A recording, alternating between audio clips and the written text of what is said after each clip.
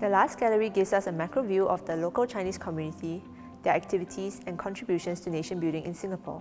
In particular, the gallery focuses on the prominent personalities in the business community, whom with their wealth and influence were instrumental in shaping the three pillars of the Chinese community, namely Chinese schools, community organization, and print culture.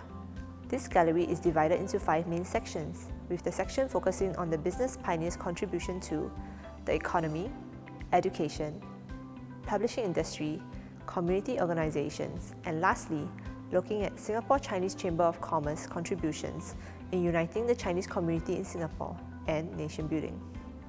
Chinese businessmen first invested in gambia and pepper plantations, but as growing gambia rapidly depleted the soil of nutrients, and with plummeting gambia and pepper prices, the Chinese businessmen later turned to invest in rubber and pineapple industries.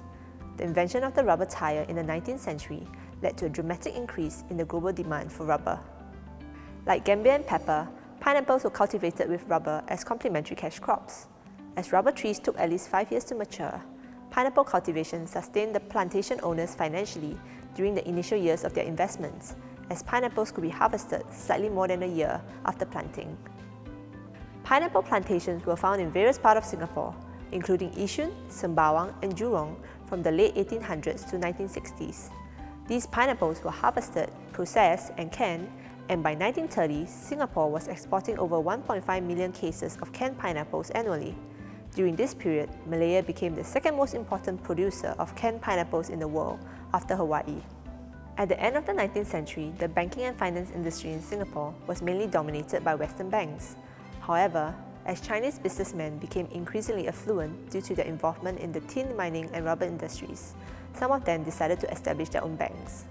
The check and remittance draft on display illustrate how the Chinese banks in colonial Singapore adapted both Western and Chinese banking instruments for its operations. The Chinese had traditionally attached great importance to education, and setting up schools was one of their priorities even when they are living in a foreign land. In the early years of Singapore's founding, Chinese pioneers funded schools modeled on China's traditional private schools known as Shishu. The curriculum of such schools centered on the teaching of Confucian texts and classics. Classes were conducted by scholars from China and held in venues such as clan associations, ancestral halls, and temples. Mirroring education reforms in Qing China during the late 1890s, there was a shift from traditional Shishu to new-style schools with a modern education curriculum in Singapore. The respective dialect groups set up their own schools, and these new schools adopted China's education system and policies and used textbooks imported from China. Dialect was the default medium of instruction in Singapore's Chinese schools. It was only in 1919 that Tan Kah Kee set up the Chinese High School, known as Hwa Chong Institution today, that Chinese was used as the main medium of instruction. Chinese High School was also significant as the first Chinese school in Southeast Asia to offer a secondary school syllabus. Before Chinese High School was established, Chinese students could only have 6 years of primary school education, and they had to return to China if they wanted to further their studies. This certificate belongs to someone prominent who graduated from Chinese High School. Do you know who he is? Ong Teng Cheong was the 5th President of Singapore from 1993 to 1999, and this was a certificate presented to him when he completed the government examination for Chinese schools. He graduated with distinction from Chinese High School and later studied architecture at the University of Adelaide. In the early 1950s, many Chinese-educated students in Singapore and the rest of Southeast Asia found it difficult to further their studies in China due to changes in political environment. With support from the Chinese community, Nanyang University, or Nanta for short, the first and only Chinese tertiary institute in Southeast Asia, was established in 1953 in Singapore. The establishment of Nanyang University was strongly supported by people from all walks of life, from tycoons to hawkers, cabaret dancers to trishaw peddlers, and many others. Fundraising committees were established in various Malayan states, and proceeds from activities such as performances, competitions, and dances, as well as car and trishaw rides, were donated to the university's building fund. Apart from enabling Chinese-educated students from the region to pursue tertiary education, the university's establishment meant that the local Chinese education system now spanned primary to tertiary levels. In the decades following the establishment of new-style schools, almost all textbooks used by such schools throughout Southeast Asia were published by China-based publishers such as the Commercial Press and Zhonghua Book Company. It was only in the 1930s that local publishers founded by Chinese businessmen such as World Book Company and Nanyang Book Company, began publishing localized textbooks, thereby breaking the monopoly of China-produced textbooks for the Southeast Asian market.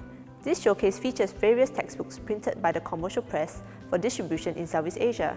These textbooks covered topics such as the land areas, histories, and currency of various places in Southeast Asia, and explain why there were no seasonal changes in this region. The covers of these textbooks often feature flora and fauna specific to our tropical climate. During the colonial period, Singapore was an important hub for publishing in Southeast Asia. Chinese newspapers and textbooks published in Singapore were widely distributed in Southeast Asia. The publishing industry was crucial in maintaining the culture of a diasporic community and their links to their motherland. Other than being the primary platform for commercial marketing, newspaper was also the main source of information about China, and they served as an important tool for political mobilization for war relief effort in the 1930s. This is a copy of the Singapore Hua Bao, a pictorial magazine that promoted photography. This June issue of the Singapore Hua Bao commemorates the burial of Dr. Sun Yat-sen in the Nanjing Mausoleum in 1929. Other than enjoying a circulation in Singapore and the region, this magazine was distributed as far as Vancouver in British Columbia, Canada. Before the advent of computers, newspapers and publications were printed using the time-consuming process of selecting individual typesets representing a Chinese character and carefully arranging them into sentences before creating a print. The arranged typeset would then be secured on a letterpress machine to be printed in bulk. This Heidelberg windmill letterpress machine is estimated to have been manufactured in 1950 and was previously owned by Kuang Ing Press, a printing shop based in the town of Kampar in Perak, Malaysia. This letterpress machine was one of the fastest platen printers ever produced for letterpress printing.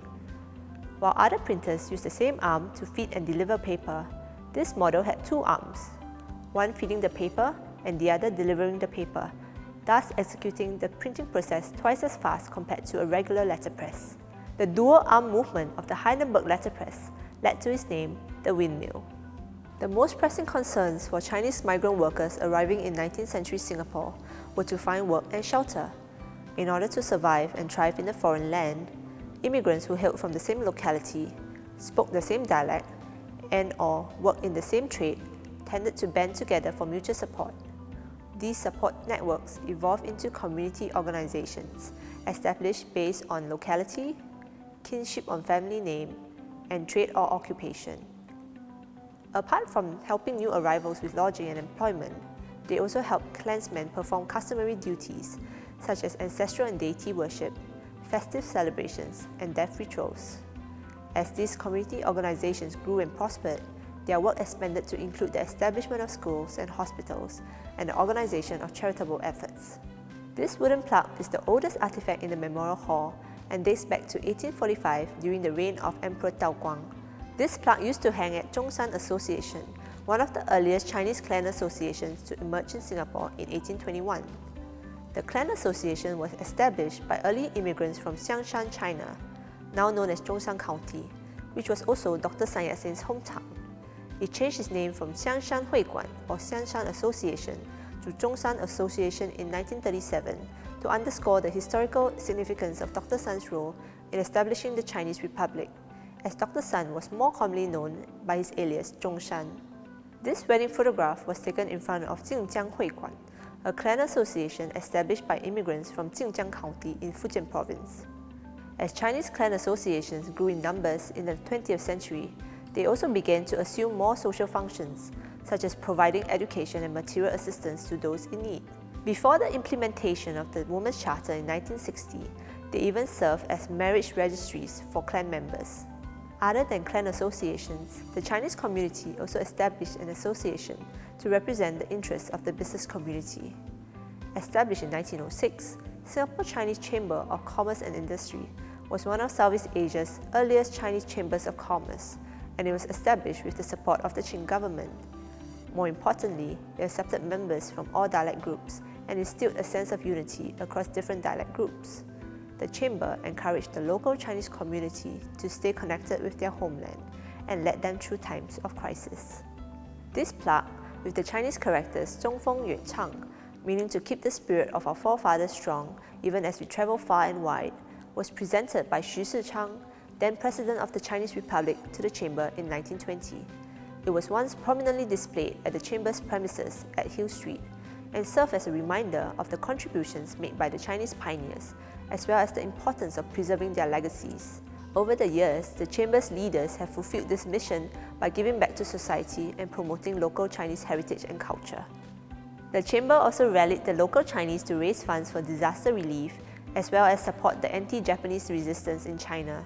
After the Second Sino-Japanese War broke out in 1937, Singapore became the epicenter of fundraising effort for China's war relief by Chinese communities across Southeast Asia. Singapore China Relief Fund Committee was headed by the chairman of Hokkien Hui Kwan, Tan Kah Kee. The Chamber and its leaders actively participated in this committee, as well as Southeast Asia Federation of China Relief Funds, which Tan Kah Kee later founded on 10 October 1938 to coordinate fundraising efforts in Southeast Asia. Other than contributing financially to the war effort, the Chinese in Singapore also volunteered to serve as mechanics and drivers. This showcase features artifacts related to these volunteers. As the Sino-Japanese War progressed, the Japanese army imposed a blockade on war supplies entering China from the seacoast, and China had to develop an alternative supply route. By 1941, only the Yunnan-Burma Highway, also known as the Burma Road, was China's last remaining access to war supplies. In 1939, the nationalist government in Chongqing requested the China Relief Fund to recruit volunteer drivers and mechanics to facilitate the crucial supply chain on the treacherous Burma Road. The overseas Chinese also responded enthusiastically to this appeal, and within a few days of the enlistment notice, 2,300 volunteers came forward. Between February and August 1939, 3,200 volunteers from Nanyang returned to China to serve. These volunteers played a crucial role in transporting war supplies, as well as 100,000 soldiers from China to Burma, present-day Myanmar, to fight the Japanese. However, conditions in the front lines were harsh and dangerous, and up to a third of these volunteers eventually died in the line of duty. The Chinese community in Singapore paid a heavy price for their support of China and their anti-Japanese movements when the Japanese invaded Singapore in 1942. Soon after the British surrendered, the Japanese army conducted massive rounds of inspections that lasted for about a month. Chinese males between the ages of 18 and 50 were ordered to report at island-wide screening centres for interrogation and screening, and those who failed the screening were summarily executed. It was estimated that during this screening exercise, also known as Operation Sukching, between 21st February and 4th March 1942, more than 50,000 men were executed. Victims included not only guerrilla fighters, armed Chinese, voluntary soldiers, and Chinese community leaders who supported the anti-Japanese movement, but also many ordinary civilians such as teachers, lawyers, and students. In early 1962, the remains of civilian victims of the Japanese occupation were discovered in many parts of Singapore, including Siglap, Changi, and Bukit Timah.